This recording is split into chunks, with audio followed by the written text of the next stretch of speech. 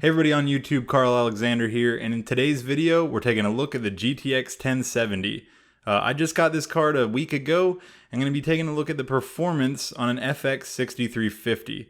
Now before you go to the comments and yell at me about bottlenecks, yes, I understand that the FX-6350 will bottleneck the GTX 1070, but this card is a incremental upgrade. I'm planning on getting an HTC Vive in the future very soon. That'll push me into the VR space with an overclock on my 6350, and beyond that I'm planning on upgrading to a new CPU and motherboard early next year, depending on what happens with AMD Zen. I don't want to upgrade anytime soon because I want to see what they have to offer. So with those two caveats, that's what we're looking at. We're looking at the bottlenecks, we're looking at the performance, and just how this card runs on a not so amazing CPU. Hope you enjoy. So here it is, the Gigabyte G1 Gaming NVIDIA GTX 1070. Honestly, I don't have much to say about how this card looks. It's a video card. The cooler's a decent design, the card feels high quality, and it's got a nice backplate. But again, I won't see this thing until I clean my case. I don't get into enthusiast looking parts of computers. I wanted a GTX 1070, and this was the one that was in stock. The card does feature a multicolor LED light on the top that can be controlled using a horrendous piece of software called Extreme Gaming Engine. The software is total shit, looks terrible, hardly ran half the time, and is sort of useless. I was able to change the LED lighting with the software, but beyond that, if you were to overclock, I would suggest MSI Afterburner.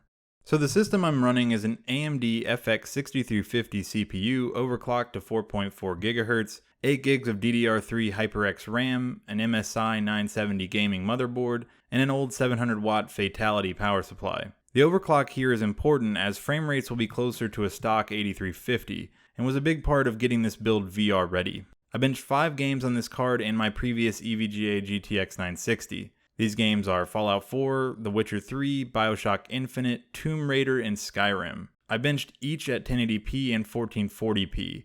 I know that beyond Witcher 3, these titles aren't the latest, greatest, and most demanding, but it's what I've got that's modern or had good benchmarking tools that could be super sampled to 1440p. I also want to note that my Skyrim build is heavily modded and has an ENB shader on top of it.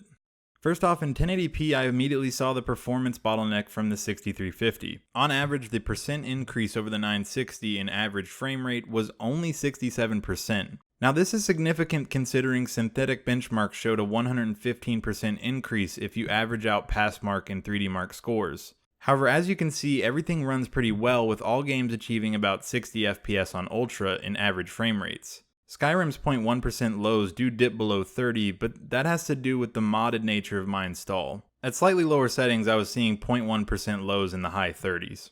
And though all these games achieve very smooth experiences at high settings, it's not the dramatic increase in frame rates I was expecting. I did however notice that besides The Witcher 3, GPU utilization was surprisingly low, sometimes below 80%. The 6350 can't provide enough data to the 1070 to challenge it at 1080p, so the frame rate was really held back by the CPU, thus a bottleneck. This however is not the case with 1440p. The average increase over my GTX 960 was 116%.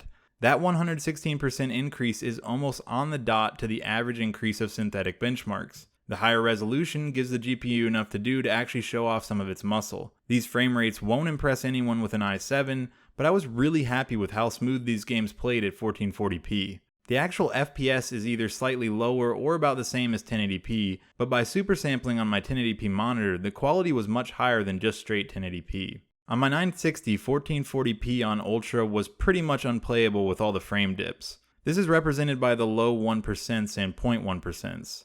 The Witcher 3 and Skyrim were stuttering messes, and no game got over 50 FPS average. Beyond pure gaming benchmarks, the Steamvr test really showed off the increase in performance. I want to get an HTC Vive very soon, and this card will allow me to do that. As you can see, the GTX 1070 does great in the VR test, and this was even while I was running Adobe Premiere in the background. Yeah, I know that was pretty dumb. My computer is set for early VR, and that was the main goal of this upgrade. So as you can see, these benchmarks really show the aging of the FX series of chips. The 8350 and 9000 series will get better performance, but not by much. The GTX 1070 is a beast of a card, and can only shine if you have a beefy CPU to go with it. However, that doesn't mean this wasn't a good purchase. For now, I can enjoy really good frame rates at 1080p or super sampled 1440p, and even just lowering a few settings can make the frame rates go really high.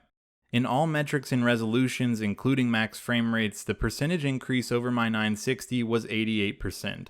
With most synthetic benchmarks being a little bit higher, but with 1440p doing really well, I can't ask for more out of my aging 6350. In my opinion, it holds its own quite well with such a new GPU. People like to talk about bottlenecks, and yes, they exist, and yes, they can be an issue. But in my opinion, bottlenecks should be considered in two ways: if your performance will actually be negatively impacted, and if your price per performance ratio suffers. In fact, one of those did happen. My dollar per frame ratio has actually decreased with the GTX 1070 by around 12%. Now, I sort of expected this, and have accepted these bottlenecks as a side effect of incremental upgrades. But if you're thinking about building a new computer or upgrading your current GPU, it's something to seriously consider. At this point, if you're looking for a long-term upgrade to your FX series chip, I would look into something like an RX 480 or a GTX 1060. These cards will give awesome performance with minimal bottlenecks and won't kill your price to performance ratio. So in all, the GTX 1070 is best suited for 1440p, VR, or low settings 4K gaming on a decent enthusiast CPU, not a CPU from 2012. Overall, I'm still really happy with the performance I'm getting out of the GTX 1070 with my FX-6350. It's pushed my machine into being VR ready, and I'll be primed for a new CPU upgrade once we get an idea of how Zen will perform. I hope this video was interesting in some way, and hopefully it helps someone thinking about this upgrade. Once I get the vibe, I'll have more benchmarks to share, and if you have any questions about my benchmarking methodology, leave a comment. Also, before I end this, I want to give a big shout out to Gamers Nexus and Digital Foundry. Both of these channels do amazing benchmarks and provide great resources on how to do them yourself. If you're interested in the metrics I used, go check out the Gamers Nexus video on 1% and 0.1% lows.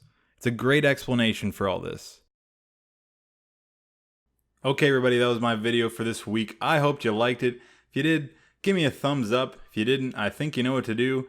Leave me a comment in the comment section and hit that subscribe button if you want to see more videos like this one in the future. Coming up soon, I'm not sure what I'm doing. Hopefully I have a game review. I know I'm going to be playing the new Fallout DLC when that comes out on the 26th. Beyond that, in early August, I am moving. So my videos are probably going to slow down when that happens, but who knows, I'll be trying to put out as much content as I can. And I'll definitely be going over the Vive setup when that happens in a few months. But definitely there's more good stuff to come. I'm just not exactly sure what that's going to be yet. I hope you stay with me. I'll see you next time.